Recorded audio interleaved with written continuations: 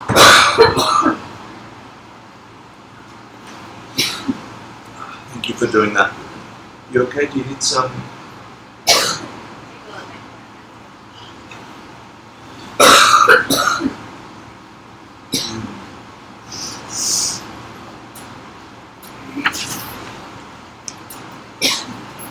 So we're lucky that we have the capacity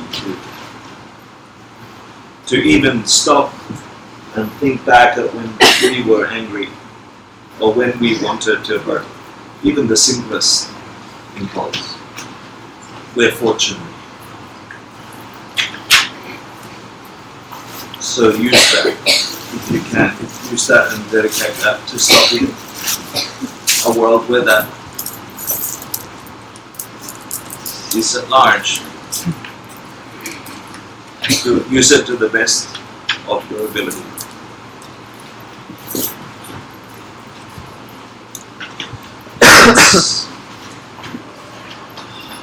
I'm going to do a quick review just to catch us up, because the part that we're doing now is we're reviewing Tsongkhapa's text on the Vinaya, on the Duwado. So from class 1 we learned that Vinaya means discipline, to tame, to control your mind, to control your senses. And so it's the collection of the Buddhist instruction on what to do to stop a world of samsara from continuing. The actions of body and speech that you do in order to activate or turn on nirvana. With the Tibetan sources, Duwado, Master Dharmabhadra is doing the commentary from Tsongkhapa. And in essence, he said he was abandoning the 7. Do you remember what the 7 were? I ask every class. Okay. So we're talking about the 10 misdeeds, right? We'll cover them in detail, in much more detail than we've ever covered them next week. But in essence, it's stopping these. And at the root, Tsongkhapa later says, it's just stopping hurting others. And if you do that, you are then removing the causes that keep us in the cycles of samsara. And then Tsongkhapa also says that even in his time, the 1300s, it was a lost idea of, when you look at the 3 extraordinary trainings of wisdom, concentration, meditation and ethics, the link between them was lost even then, he said in his commentary. So can you give me the metaphor that Tsongkhapa uses? So give me the metaphor that Tsongkhapa uses to link ethics, concentration and wisdom. Remember? I'll give you a hint. Moon. On the river. Or the Lake on the body of water. Okay, great. So give me, what's the moon? The moon is nirvana, Cool. and you can't see it when the lake is choppy, which is a metaphor for your mind, and the waves are the, not the... Mental afflictions? Yeah, the afflictions. And it's only when you calm your mind that you can see or reach nirvana as a reflection. Great, that's nice. How does ethics calm the mind? That's the key link that Tsongkhapa said, even in the 1300s people forgot it. Or 1400s. What is it that calms the mind? From having a choppy mind where one moment you're thinking this, you're thinking that, you're distracted with that, you're angry, you're happy, you're from the choppiness. How does ethics, taming the mind through the practice of ethics, of vow and morality, how does that still the waters of concentration? How is that connected? What did Tsongkhapa say? And this is practical in our own mind. If you want a calm mind, this is the key. Stops you from hurting others. So stopping from hurting others will do what though? So that's true. Like if you didn't know the system, if you didn't know karma and emptiness, if you didn't know the ultimate way things function, which honestly I don't. Yeah, I'm learning and I'm practicing, but knowing it, I don't. Like going to the doctor and saying, "You tell me why my arm hurts." He or she usually say, "Oh, I've done this and that, and I can tell you that I trust them." Yeah. How does it work? Yeah. Well, I'm thinking, like, if you're not hurting others, then you can kind of relate to them, and then everything is at one, and now you have no duality to be able to think of other things, and now everything has disappeared and there's nothing left. Okay. I like that the duality is there. I'm not sure what Papa said, but I think perhaps that part of it might be that you don't have as much remorse and regret that your mind is tumbling with. Yeah, that's exactly what Papa says. It's like you've got no, but it's similar to what you said also. There's nothing in your conscience, if you like, that's sitting there bubbling up. Like when I did the meditation with you, who could instantly come up of a moment when you hurt someone? Yeah? And where was that? Where was that sitting? In your toe? And how long ago was it that you hurt somebody? It's in you, it's in your mind. And it's sitting there, multiplying, replicating, about to bounce back on you. So, ethics, the practice of taming this crazy activity that we do as humans to hurt each other. A. And then the mind that engages that, it removes that noise from your mind, that regret, that what is it when you have something on your conscience? How do you say Remorse. Remorse. But we're not even conscious of it. You know, I mean, like I had to ask you, when's the last time you hurt someone? You know, where was that sitting in you? I don't know what you thought, but it's sitting somewhere in you, and it's creating something. And those people that we heard a beautiful talk last Tuesday by one of the 3-year retreatants, who was saying how when you meditate for a long time, you can actually feel that sensation in your body when you actually purify or cleanse something that's blocking you, something that's sort of like a memory of hurting somebody. There's not, he was explaining, this is Will Duncan, he was explaining how after 3 years in retreat, you remove all the people from your life and all the stuff, and you're alone for 3 years, right? And so you miss people, he said. You miss this relationship with other beings, and then how precious they are to your life. Even though you might have thought of them as annoying or whatever.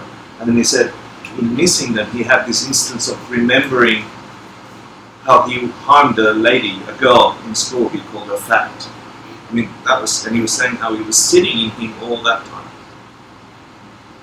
And yeah, up it pops is nothing else to do in meditation retreat except try to have an experience, and that pops up.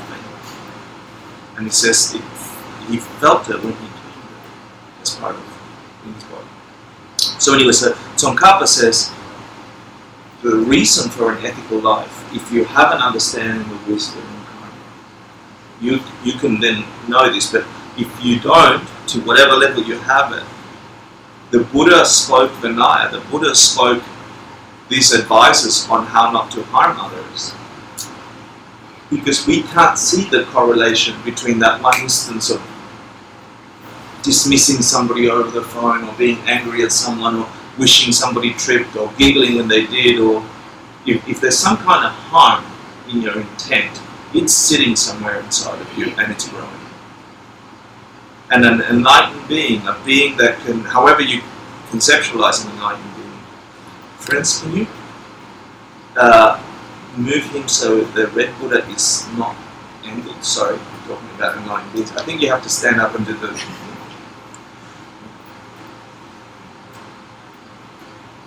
So an enlightened being can see the correlations between an intent, an action, a karma, and its results.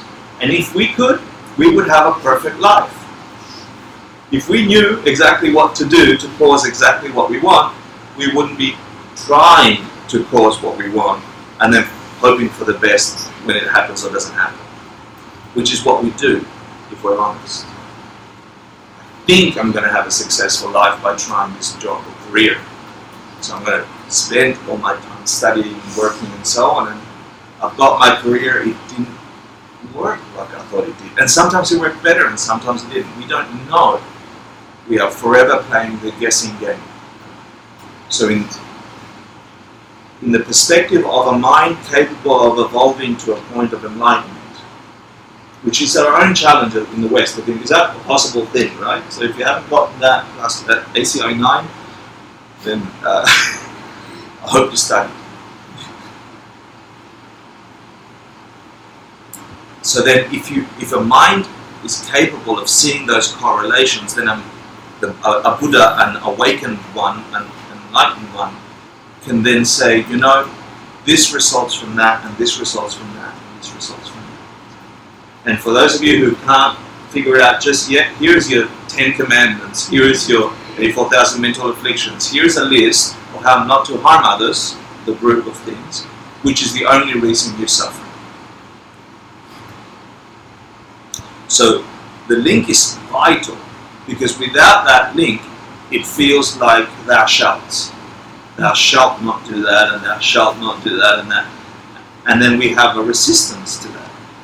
If you're a non-person in the West, don't do this, don't do that. Who said? For me, like, you know, I got to find the name of that priest when I was a child, because I keep using him, and he was very kind to teach me that lesson, you know. So if you truly investigate the link between your morality, your capacity to engage with the beings and creatures on the planet, and not just at the gross level, because none of you are killing people, none of you are bashing people, none of you are, I don't think, you know. But then there is this subtle undertone that's continuously, at least for me, and I've been practicing for a long time, so I'm either a terrible practitioner, which is possible, or I'm just another human in samsara battling the same things, which is this impulse of mine and not yours. I like what you said about duality, about breaking duality, because that's an antidote. Sorry, I rambled today. Class 1, you get the point? Nods? No?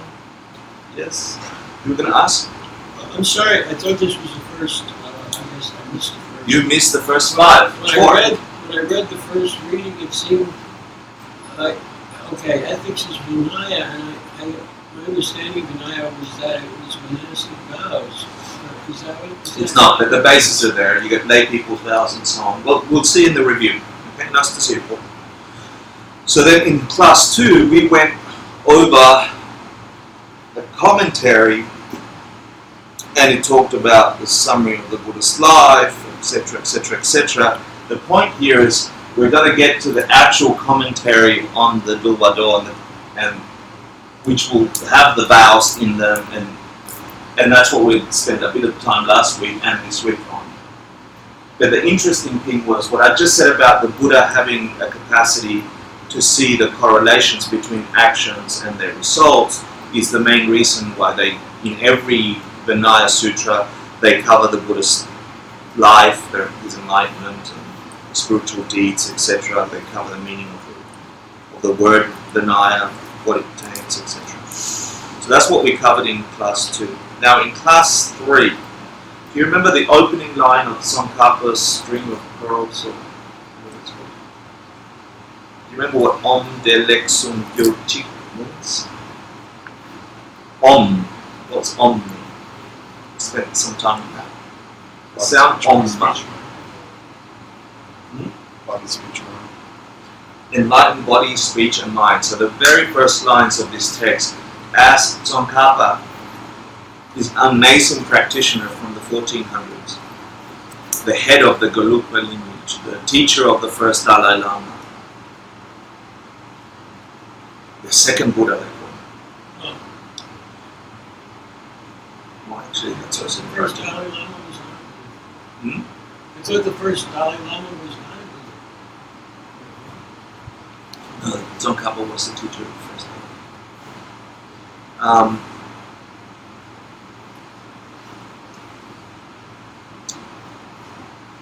he opens his verse with the idea, with the commentary, with the sound Om, invoking pure body, speech, and mind. Enlightened beings come. He's saying, I'm going to write about Vinaya, about the practice of vowed morality, about the practice of saying, I promise to do some action. Private promise, it's your promise, right? It's in your heart. When we talk about these vows, because they bring an enlightened body, speech, and mind. Because they result in nirvana. So he opens that, and then he says, Om is body, speech, and mind. The lex sugirja means those things. But he's saying, may every living being then avoid the lower realms by temporary happiness or cheap happiness, and goodness is permanent. Buddha, nirvana. Yeah. So he's saying, by the practice of Vinaya, just in the one line, you don't really need to read the rest of the commentary. He's saying, by the practice of Vinaya, beings can reach this. Why? And so the content of Vinaya is the Pratimoksha vows. What are the Pratimoksha vows? Individual freedom. Why are they called that? Do you remember? Master Dharmabhadra told us. Because only you can practice it and they can free only you. Why only you? Because it's your mind that you're training. Yeah. This is a vital point in the study of Eastern philosophy. It took me by surprise for the first time I heard it.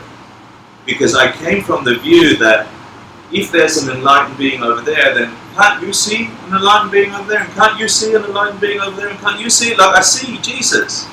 I see Muhammad, I see Buddha, I see them. Why can't you see them?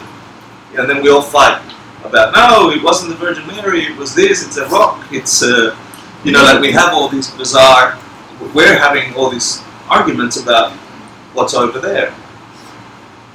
So how is it that, so the implication of individual freedom vows, right, is that these vows, these sets of behavior, these things you adopt, are individual to you. They will result you in nirvana and Buddhahood.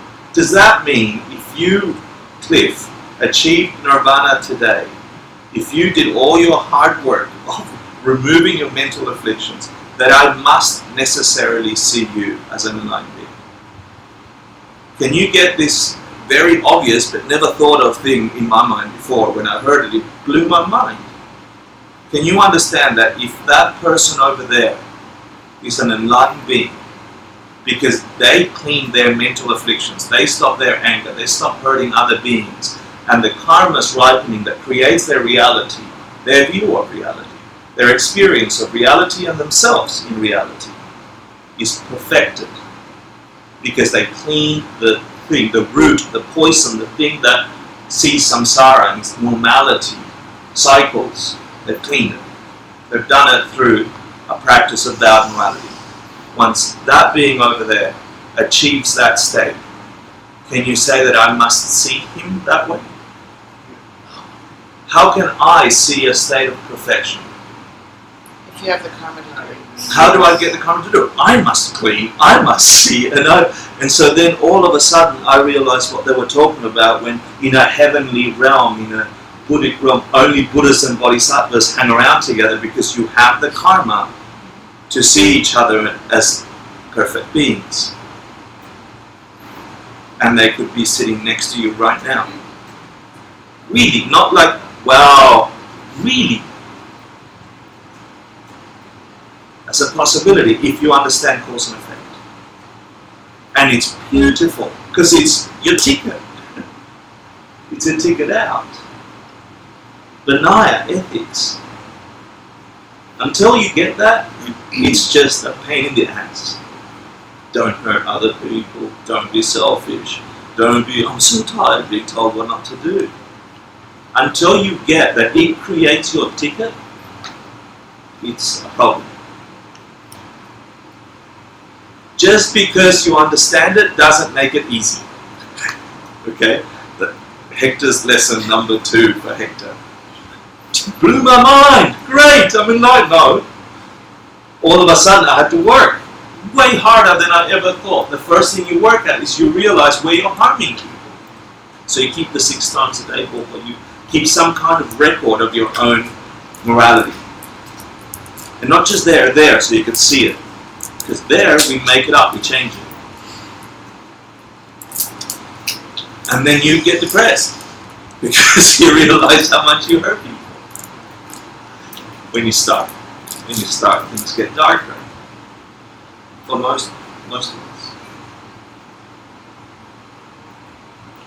So individual freedom, because Master Dhammapadra says those who take them up properly gain freedom from samsara, and those that don't. Yeah. So, sorry I'm lecturing tonight, but I'm feeling stirred. I'm feeling stirred that I live in the world that we live in. I'm feeling it more today than usual, and I want to do something about it. Yeah. I'm feeling. Yeah. So then, Tsongkhapa says, okay, let me talk about Vinaya, and I know it's Tibetan, I know we've got lists upon this, and he says, I'm going to talk about it in 6 different ways. 6 categories of this practice, this beautiful practice that gives you a ticket to Nirvana, out of the state of confusion and cyclic suffering that we call samsara. Some days you have a beautiful day, and some days you have a terrible day. And some days you're feeling on top of the world, and some days you don't. And sometimes those days are within a millisecond. One moment this thing makes you happy, and the same thing makes you unhappy, and you are still sitting there feeling both. This roller coaster is paused. And this roller coaster can stop, but you need a ticket. And you make the ticket. No one else makes the ticket.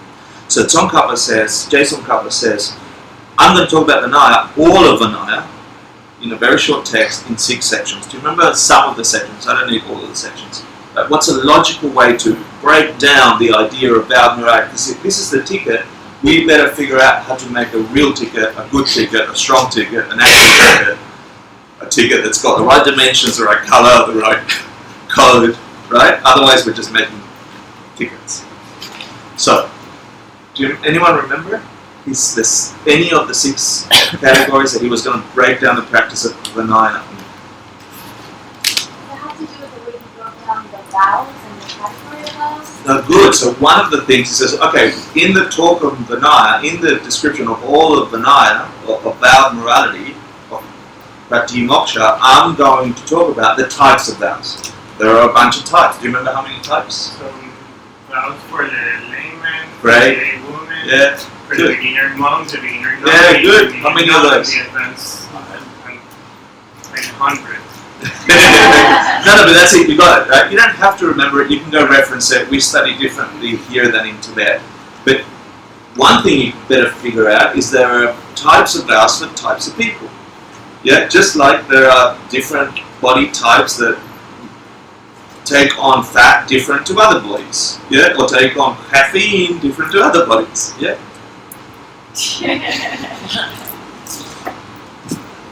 So the 8 types of vows. What's another? The first one that was really quite confusing, and the answer is split into 2 from all the ancient Indian schools. He's going to talk about what a vow actually is, what's made up of. Remember that? We had a little discussion on that. Well, I'll give you the answer so we don't have to prolong the thing. He's going to talk about the basic nature of a vow.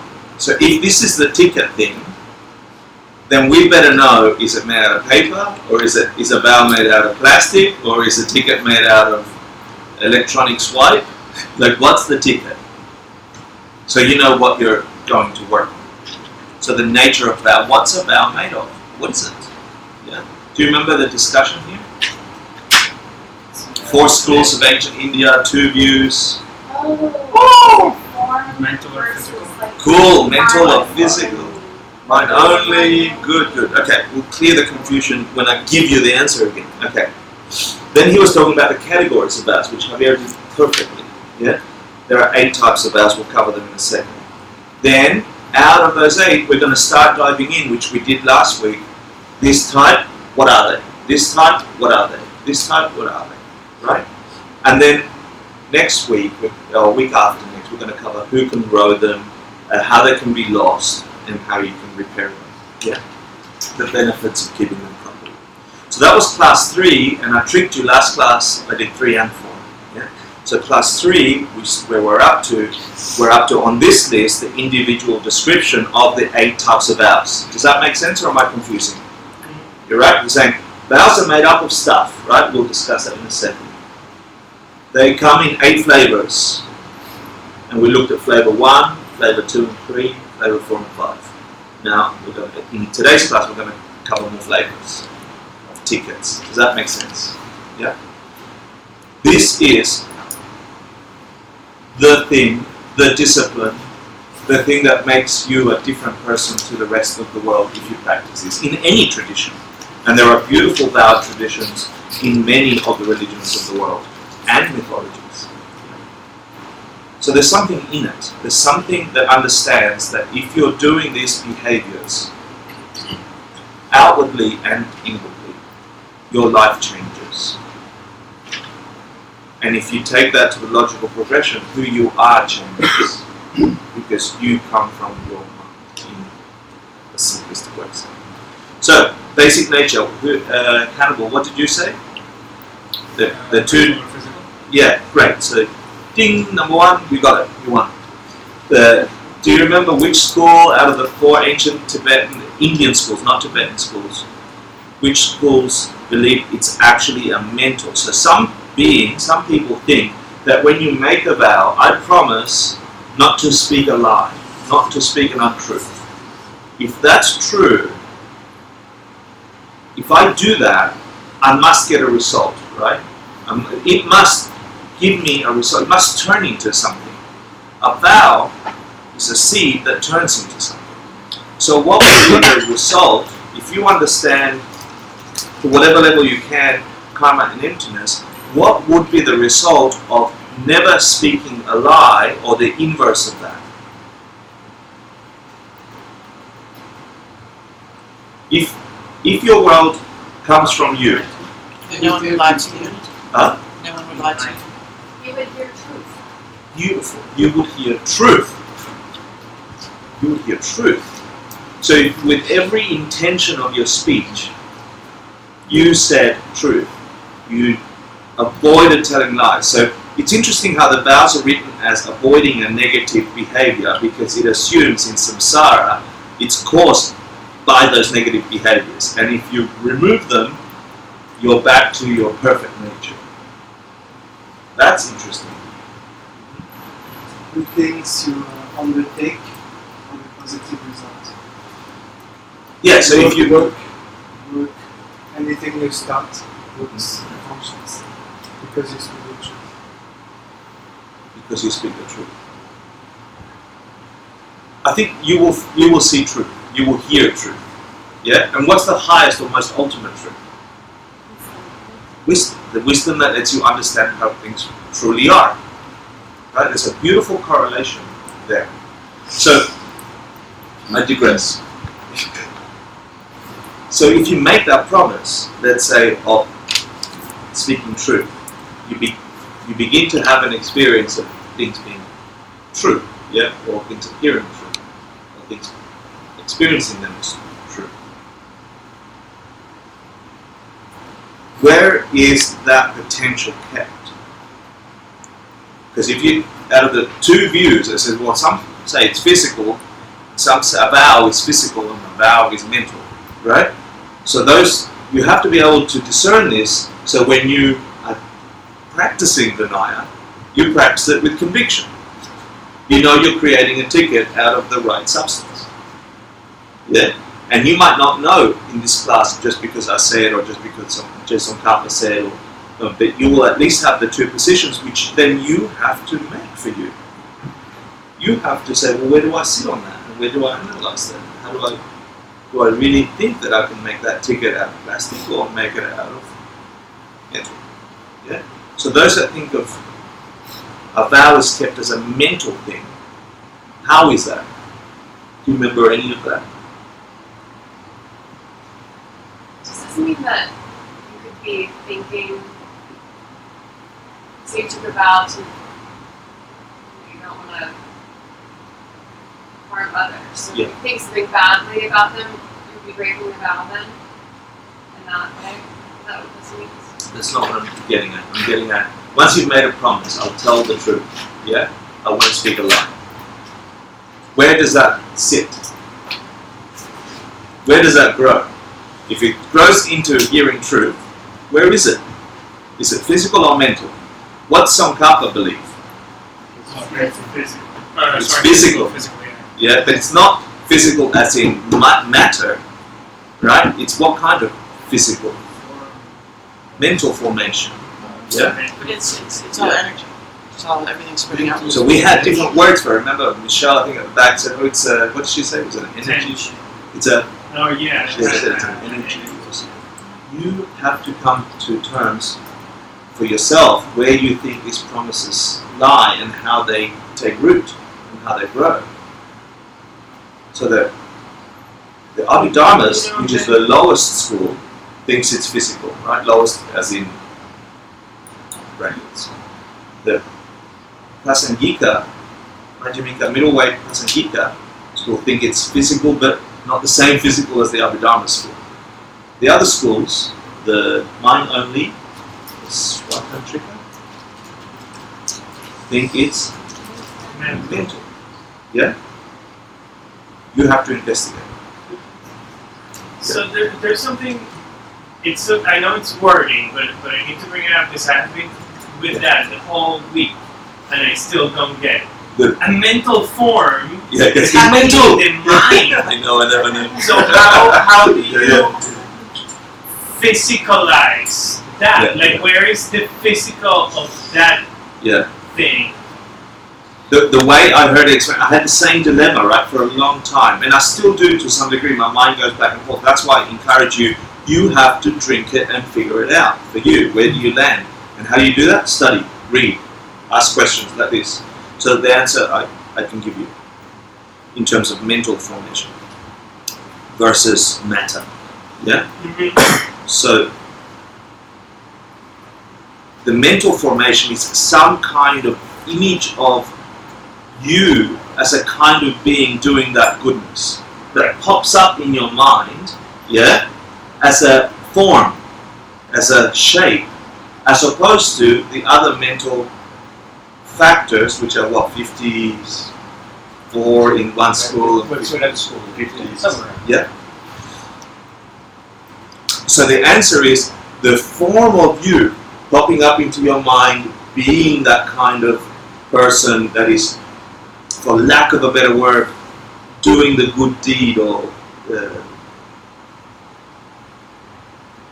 the virtuous you that you form in your mind when you're stopping from lying. Let's say you're about to tell your boss a lie and you catch yourself and you go, the Madhyamika Prasangikas say this image of you appears in your mind, and that's mental formation. Yeah? The mind only school, as opposed to the Abhidharma school, who think it's like a cloak, a very invisible matter that's actually sitting over you. Yeah? So the Madhyamikas don't think that. I can't remember off the top of my head the mind only school and the Swatantrika school. But they're saying it's not a formation of your mind, but like an impulse, like the thing that makes you stop yourself from lying is an awareness rather than a mental formation. Right. Yeah. But mental formation, why is that? It's not matter; it's formation. That's the best. I know what you're saying, and I know what you're saying. So really quickly, because I don't want to hold on the read, but when you're doing your preliminaries and you bring your teacher to mind and you imagine all these paradises and beautiful things, could that be considered mental formation? That's a that form. Then physical. Not if you look at it from the chart of all matter being permanent, impermanent, mental, physical, right? Not from that, I don't think. Do you remember that chart? I'm trying to sort this out. I'll get confused on this whole thing right Can we park it and, Yeah. and go to the class, but sit with it, and I think it's healthy. Maybe we can review it next class. Yeah? I'm happy for the discussion. Do you remember the 8? You gave me some before. The 8 types of vows. The layman vows, the lay women vows, the beginner monks, beginner nuns, intermediate nuns, and advanced monks. And I'm missing one. Super master monks. 1 day vows. That's the only one you're missing. Yeah. Correct. Okay. The one that we had question about. You got all of them. That's awesome. The super master monk. Great.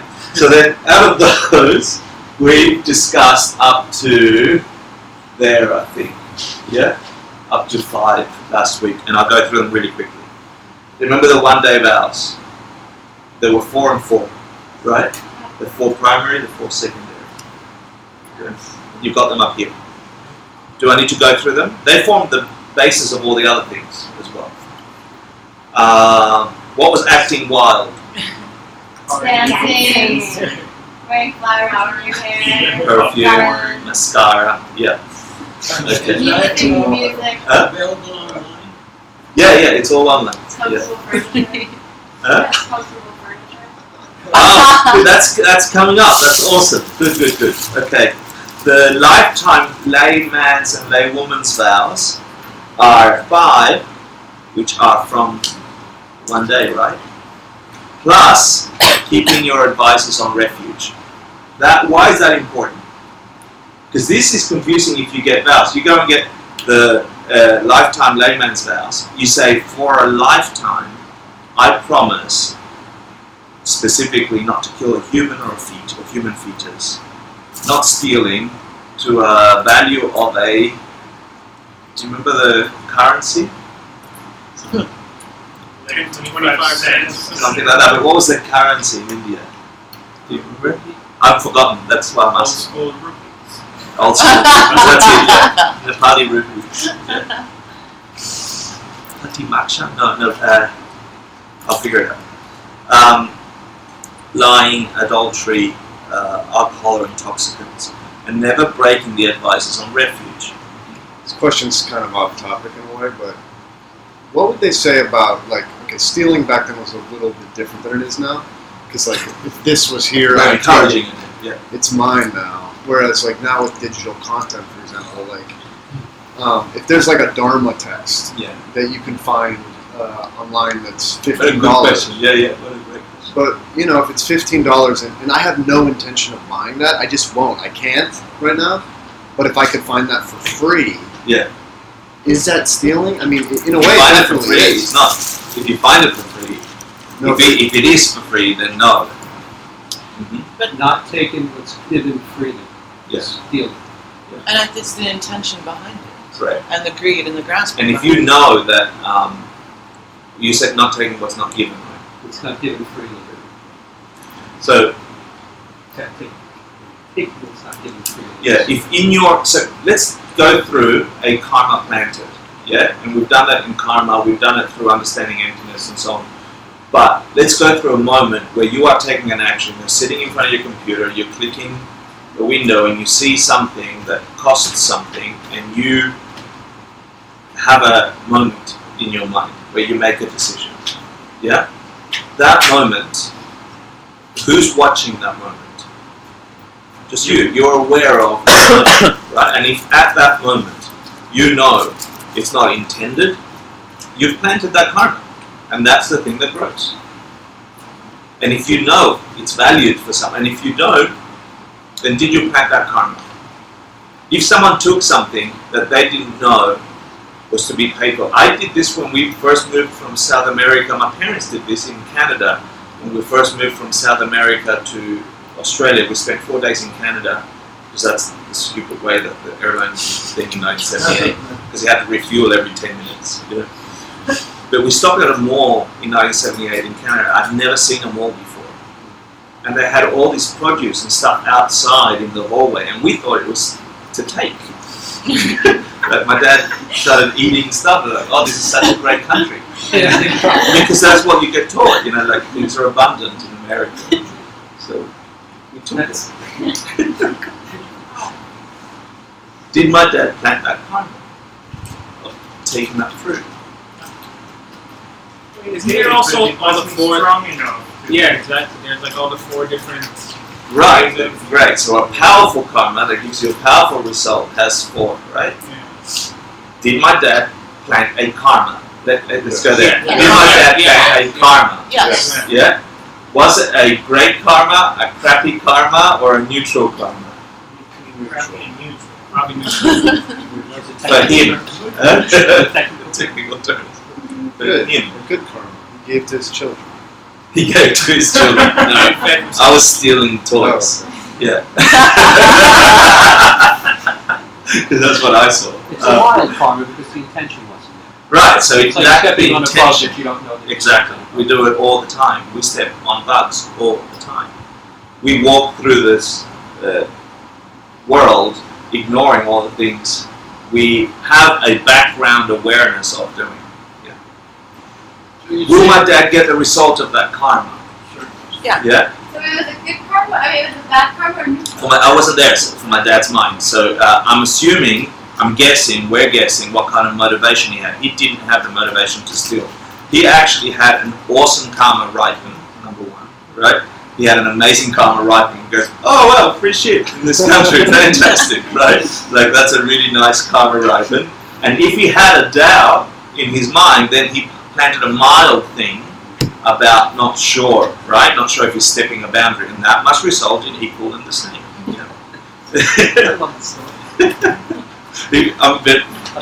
But you get taught in third world countries that you come here and things are abundant and free. So if he thinks that it's like an abundant world, right? If he saw this stuff in front of him and it's like abundance, does that mindset create more abundance?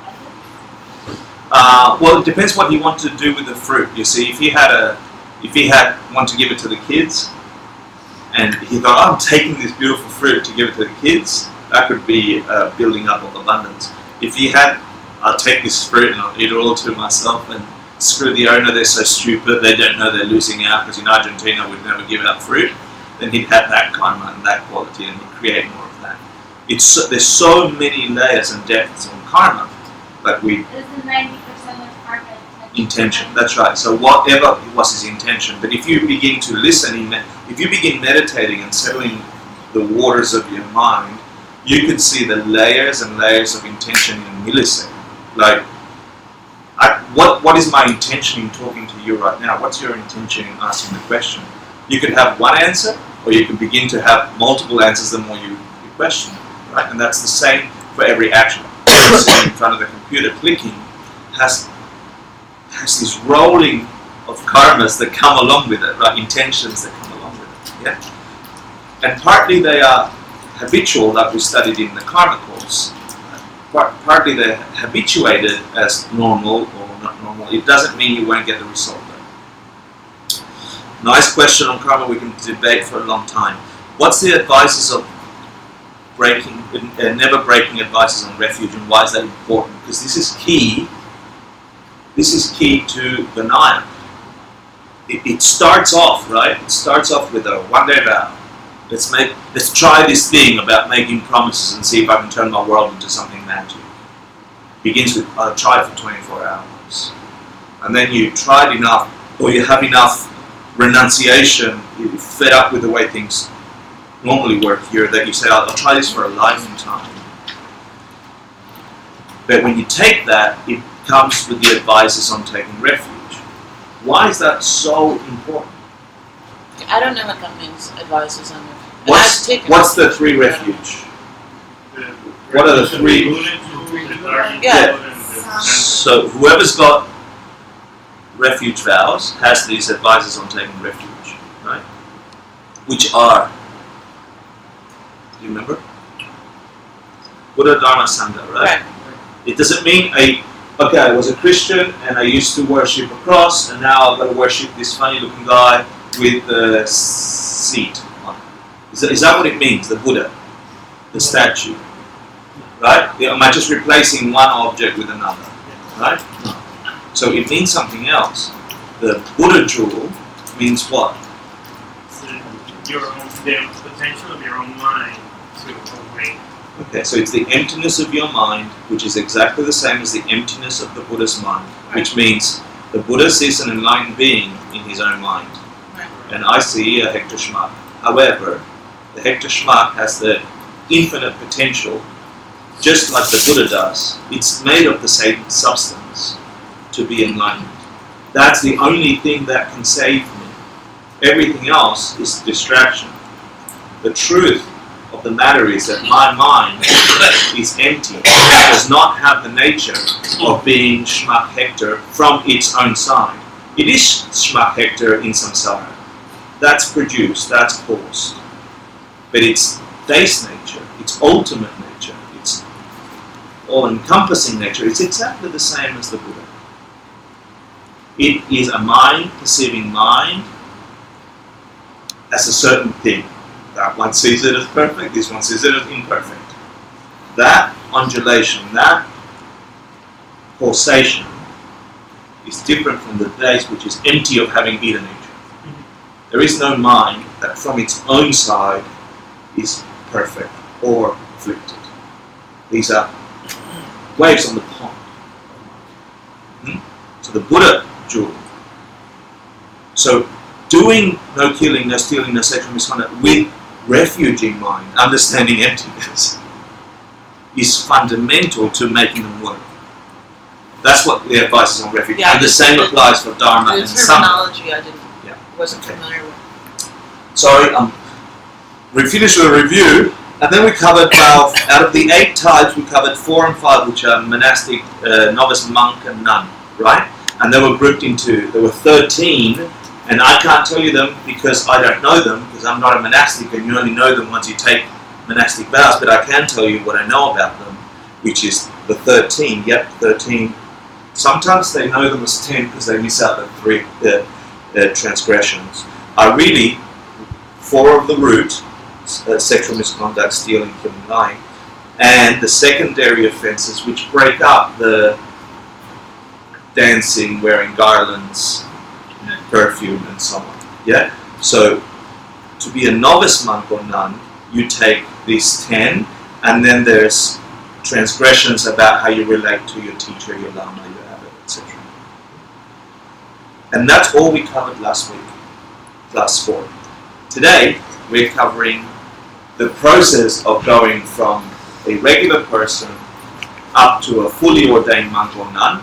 There is this thing called flawless in Tibetan philosophy, which says if you do the vows just right, it's a flawless way to get to a fully ordained monk or nun. I'll cover that, and then I'll cover fully ordained monks and nuns, and this thing called sojourn, purification, in a touch. So let's have a break for 10 minutes, come back at 9, and in half an hour we'll do class 5, and thank you for your patience. Woo!